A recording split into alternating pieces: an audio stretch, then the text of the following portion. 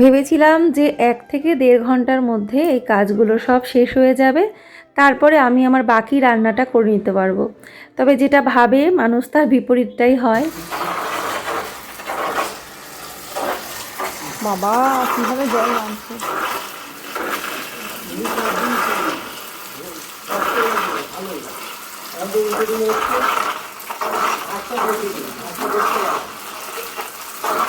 বাড়ি একদম জলে ভেসে যাচ্ছে, মানে কি বলবো, ট্যাঙ্কির জল দেখো কিভাবে মানে খালি করা বা নষ্ট করা হচ্ছে, কিচ্ছু করার নেই।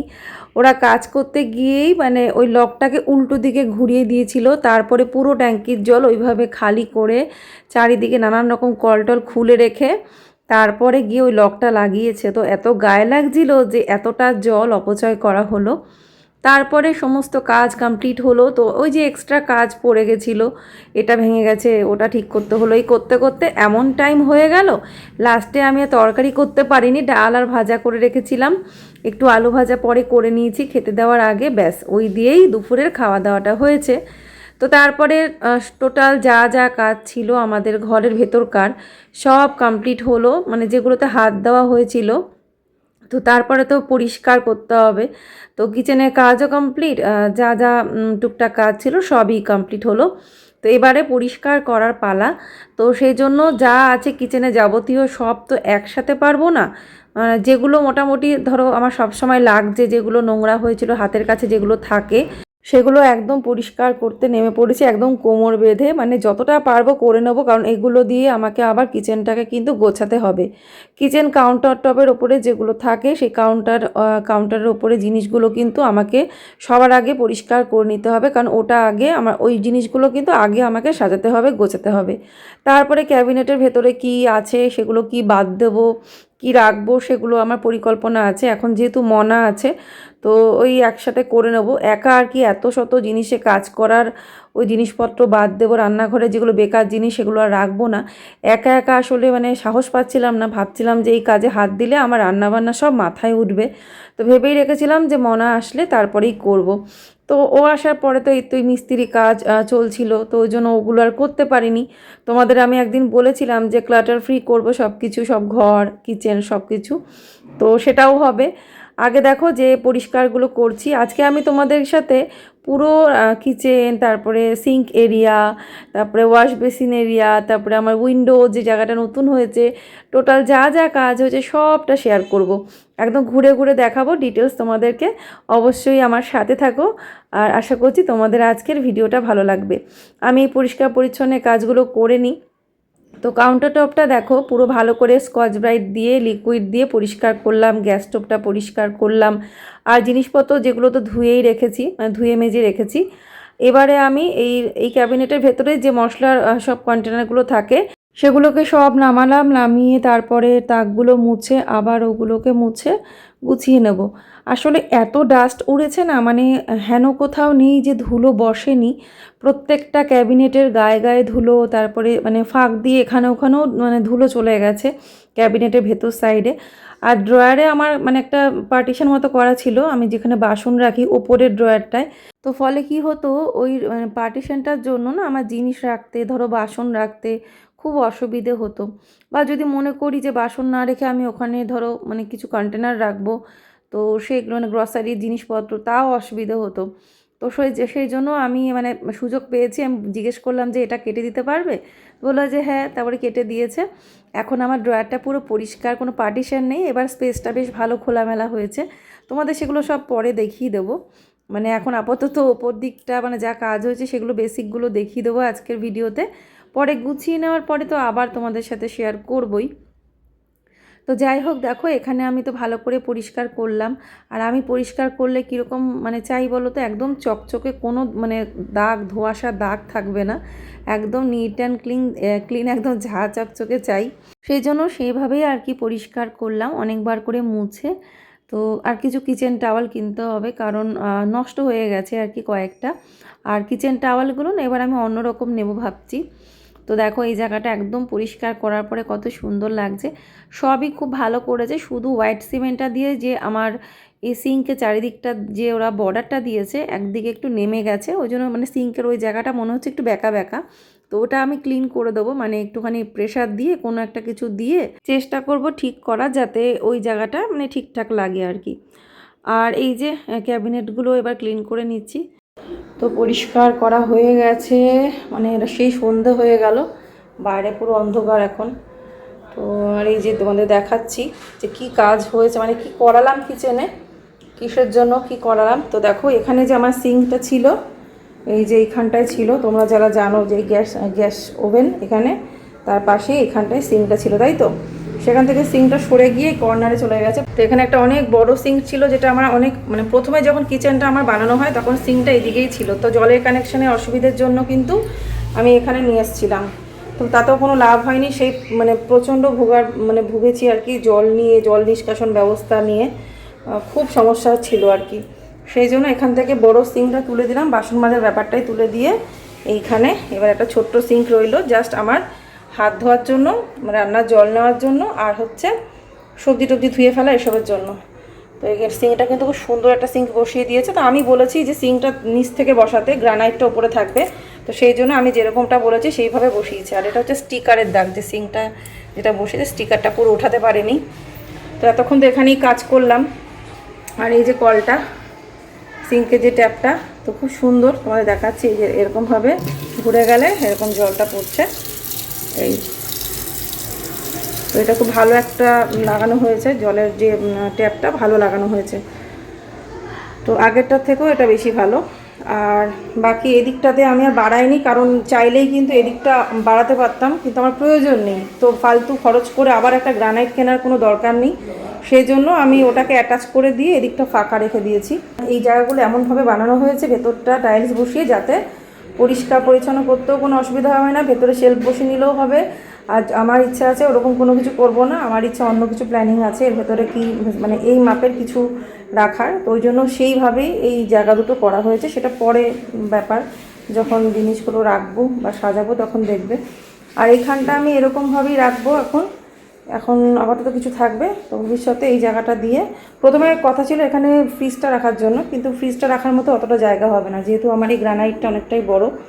এই গ্রানাইটটা আমি কেটে বাদ দিতে চাইনি, কারণ শুধু ওই একটা কাউন্টারে হয় না, আরেকটা কাউন্টার লাগে, সেই জন্য এই কাউন্টারটা বাড়িয়ে নেওয়া হয়েছে, যার জন্য কিন্তু এখন এই জায়গাটা দেখতে খুব সুন্দর লাগছে। আর যখন এই জায়গাগুলো ভরাট হয়ে যাবে জিনিসপত্র রেখে, তখন কিন্তু লুকটা অন্যরকম হবে, এখন যেহেতু ফাঁকা। আর বাকি যেমনটা তেমনই আছে, এই যে গ্যাস স্টোভ। আর এখানটায় হচ্ছে আমি একটা করে নিয়েছি, ফুটো করে নিয়েছি এই দিকটাতে, তার কারণ হচ্ছে যাতে আমি গ্যাসটাকে সরিয়ে আনতে পারি। তো গ্যাসটাকে সরিয়ে আনার জন্য এই যে এখানে একটা ফুটো করা হয়েছে, এই গ্যাসটাকে এই কর্নার দিকে আর একটু ঠেসে নিয়ে আসতে পারবো।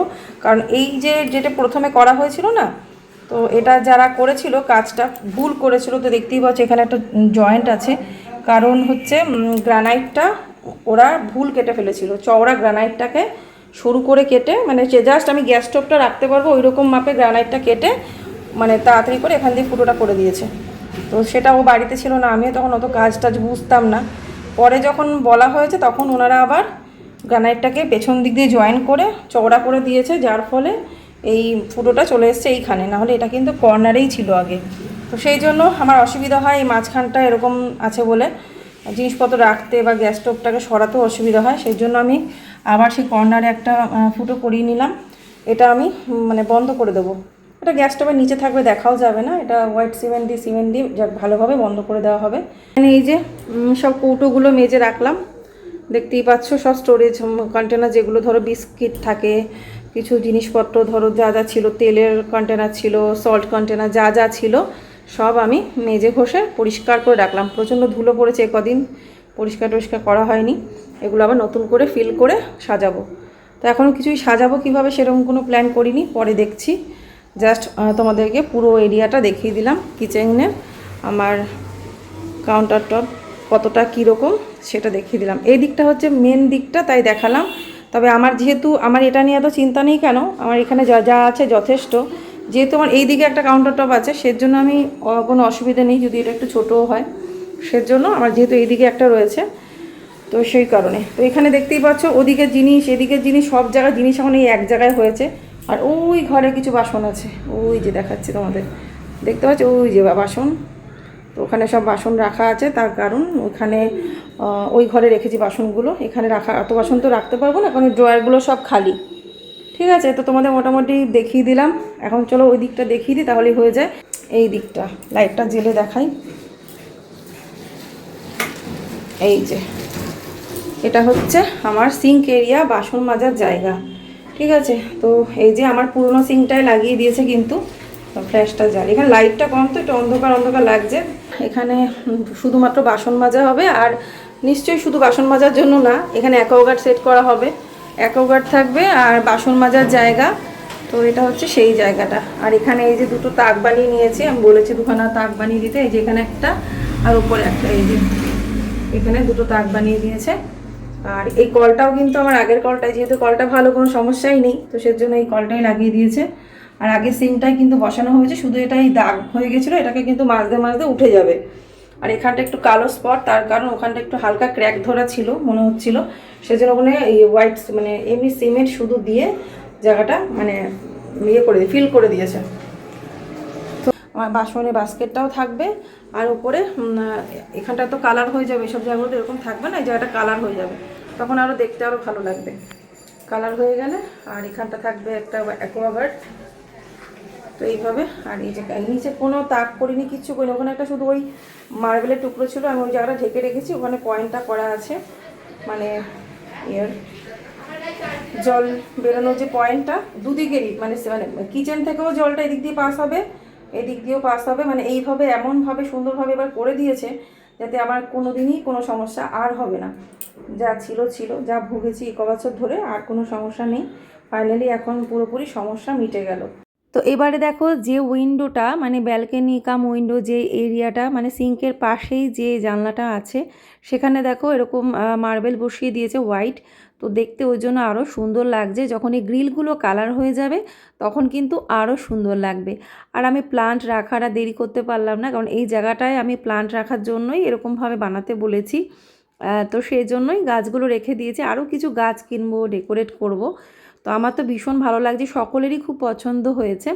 তো এই জায়গাটাও তোমাদের দেখিয়ে দিলাম। তো সব রেডি হয়ে গেলে আরও ভালো বোঝা যাবে। এখন মানে যেটুকুনি বানানো হয়েছে সেটুকুনি শেয়ার করছি। তবে এখান দিয়ে এত হাওয়া আসে না, পূর্ব দিকের টোটাল হাওয়াটা আসে, মনে হচ্ছে যেন জীবনে কোনোদিন এরকম হাওয়া এদিক দিয়ে পাইনি। তো খুব ভালো লাগে এখানে বসে থাকতে আর কি, যেহেতু এতদিন ওই জায়গাটা এত বছর ধরে আবদ্ধ ছিল। তো দেখো এখানে এবারে এই জায়গাটাও দেখিয়ে দিলাম লাস্ট, যে বেসিন এরিয়াটা, ওয়াশ বেসিন এরিয়া। তো এখানে তো জানোই ডেকোরেট করতে হবে কিছু একটা, মিরার ক্যাবিনেট হোক কি মিরার হোক, বা এমনিতে তো কিছু শেলফ রাখতে হবে, তা না হলে টোটালি মিরার ক্যাবিনেট বসাতে হবে, কারণ প্রচুর জিনিস এখানে থাকে, যেটা আমার হাজব্যান্ডের খুব অসুবিধা হচ্ছে। ও বলছে যে ও এখান থেকে নিতে চেয়েছিল, তো আমি বলছিলাম একটু অনলাইনে দেখে নিই, তারপরে নেব। তো জায়গাটা কেমন লাগছে জানিও, আর অবশ্য করেই সাজিয়ে গুছিয়ে নেওয়ার পরে তোমাদের সাথে আবার শেয়ার করব। টাইলসের পছন্দটা ও নিজেই করেছে। তো তারপরে চলে আসলাম সন্ধ্যাবাতি দেব। তো প্রচুর খাটাখাটনি হয়েছে, এখন সন্ধে দিয়ে আর বসবো না, তাড়াতাড়ি করে না রাতের জন্য একটু তরকারি রান্না করে নেব। বাবা একদম বাঁচলাম, কারণ এই কটা দিন আমি নাজেহাল হয়ে গেছি, মানে মনে হচ্ছে কি না কি বাড়িতে কাজ হচ্ছে বিশাল কিছু একটা, অথচ দেখলেই তো কতটুকু কি কাজ হয়েছে, মানে খুবই অল্প কাজ, টুকটাক কাজ ছিল, আর তাতেই প্রচুর সময় লেগেছে। যেহেতু পুরনো কাজে বেশি সময় লাগে নতুন কাজের থেকে।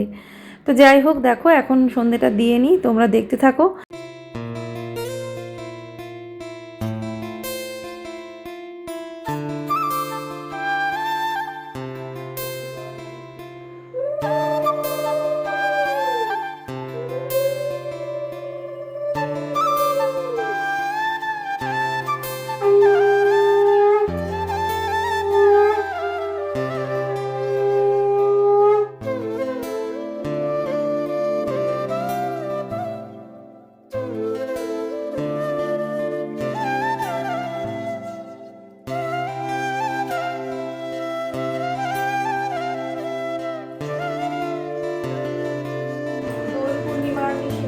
আকাশ মলয় বাতাস মলয় পর্বত লক্ষ্মীনারায়ণ পরে আলাপন।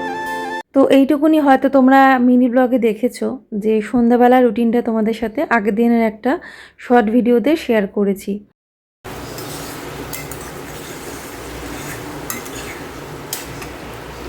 এখন এই রাতের জন্য পনির দিয়ে আলু দিয়ে একটা পাতলা তরকারি আমি করছি। কাঁচা লঙ্কা টমেটো কুচি করে দিয়েছি, মানে আজকে আর বাটিনি, মানে মিক্সিতে পেস্ট করে নিইনি। আমার আবার এরকম পাতলা তরকারি বেশি ভালো লাগে, আর রাতের বেলায় গরম গরম না এটাই বেশি ভালো লাগে।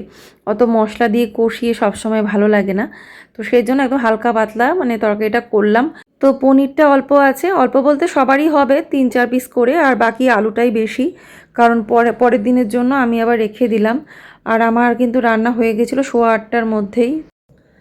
হ্যালো বন্ধুরা, তো এখন রাত বেজে গেছে, পেছনে ঘড়িটা তো 15 মিনিট ফাস্ট, তো দেখতেই পাচ্ছ এই ঘড়িতে বাজে 9টা বাজে 10, কিন্তু এখন বাজে 8:40 মতো।